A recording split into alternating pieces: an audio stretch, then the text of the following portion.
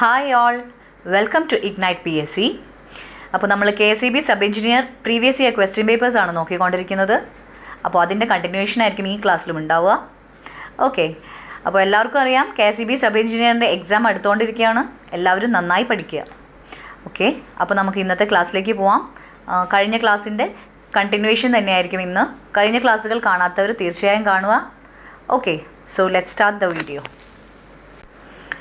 First question, the equivalent resistance and leakage reactance of a transformer can be found out by option A open circuit test, option B short circuit test, option C polarity test and option D none of the above.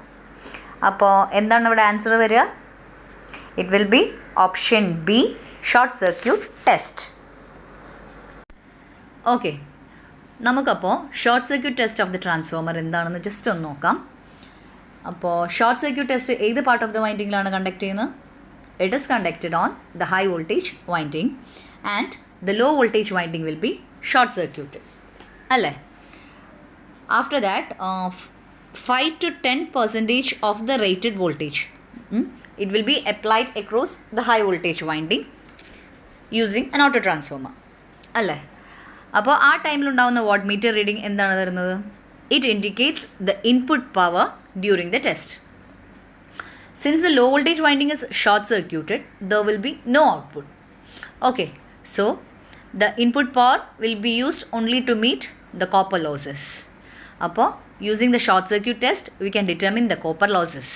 Okay, then short circuit voltage is denoted by VSC and ISC is the short circuited current അല്ലേ.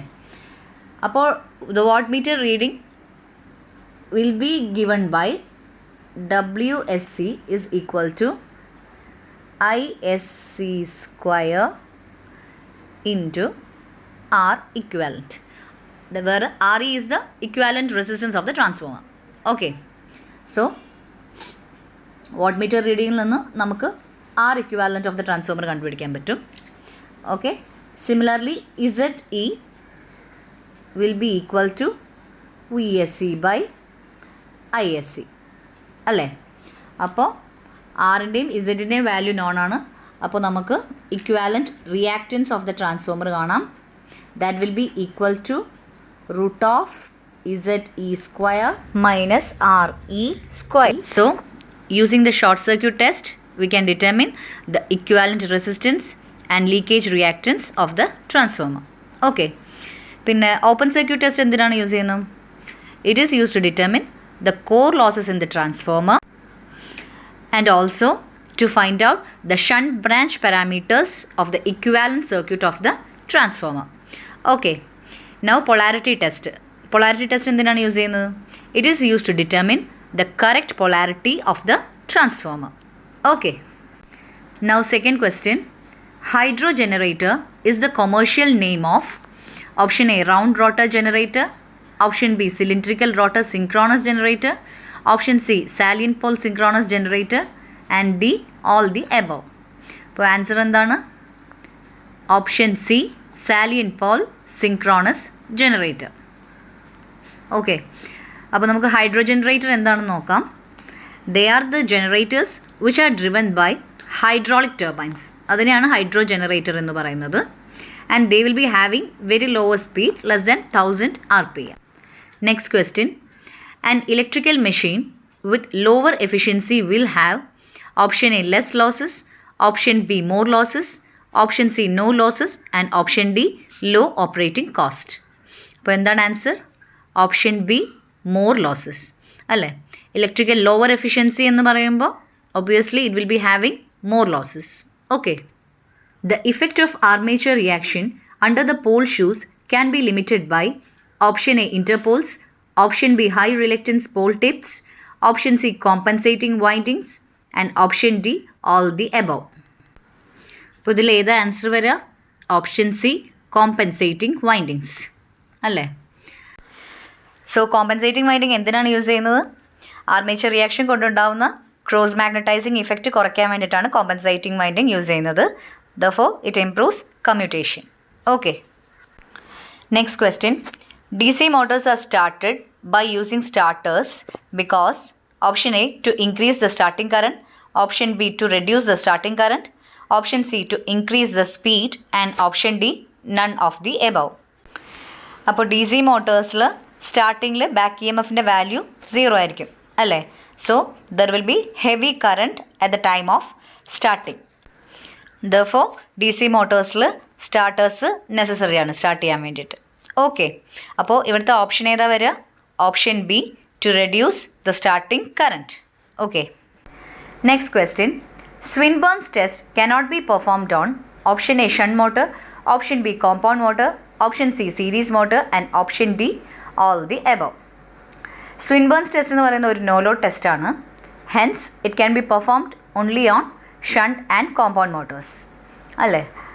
D C series motor എന്ന് പറയുന്നത് no ലോഡിൽ it draws heavy large current at starting.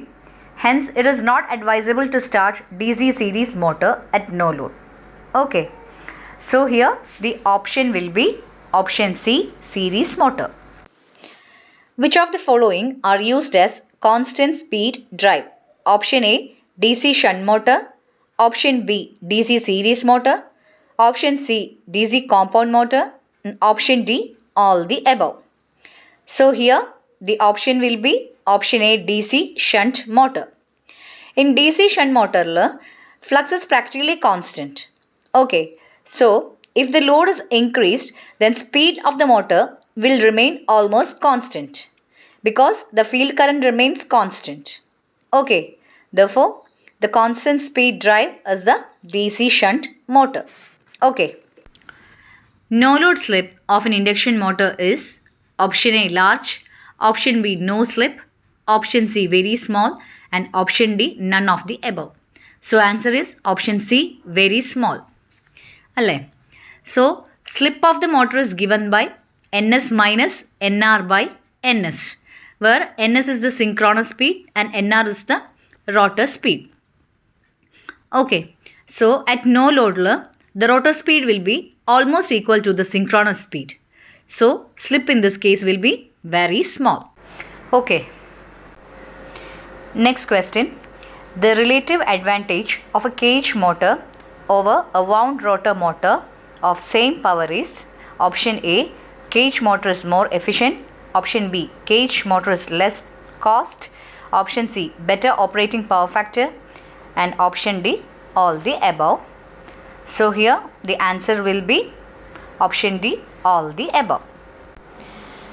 The maximum torque of an induction motor is proportional to option A square of supply voltage, option B supply voltage, option C reciprocal of the square of supply voltage and option D none of the above. Torque of an induction motor ന്റെ formula എന്താ? T is equal to 180 by 2 pi ns into S E2 square R2 divided by R2 square plus SX2 the whole square അല്ലേ. അപ്പോൾ maximum ടോർക്കിലുള്ള slip എന്താ? SM is equal to R2 by X2. Therefore the equation for Tmax becomes Tmax is equal to 180 by 2 pi ns into E2 square divided by 2x2. അപ്പോൾ ഇതിൽ നിന്ന് നമുക്ക് മനസ്സിലാവും T is proportional to E2 square, that is the torque will be proportional to the square of the supply voltage. Okay, so here the answer will be option A square of supply voltage. Okay, next question. A synchronous motor runs on option A AC only, option B DC only, option C both AC and DC and option D none of the above. So here the answer will be option A, AC only. If the armature coil of a DC machine is N turns, then number of conductors of any coil side. Option A 2N, option B N by 2, option C N squared, and option D N. So here the number of conductors in any coil side will be equal to the number of turns in that coil. Okay, so here the option will be option D N.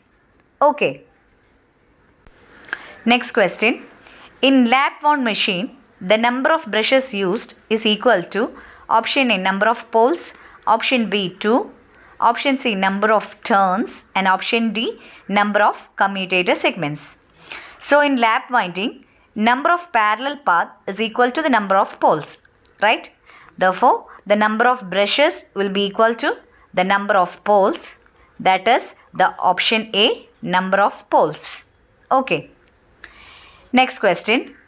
A moving iron instrument can measure option A AC, option B AC and DC, option C DC, and option D pulse. Okay. So here the answer will be option B AC and DC. Okay. So that's all for today's class. എല്ലാവർക്കും ക്ലാസ്സുകൾ ഇഷ്ടപ്പെടുന്നുണ്ടെന്ന് വിചാരിക്കുന്നു. So കൂടുതൽ ക്ലാസ്സുകൾക്ക് വേണ്ടി do subscribe and share. Thank you for watching.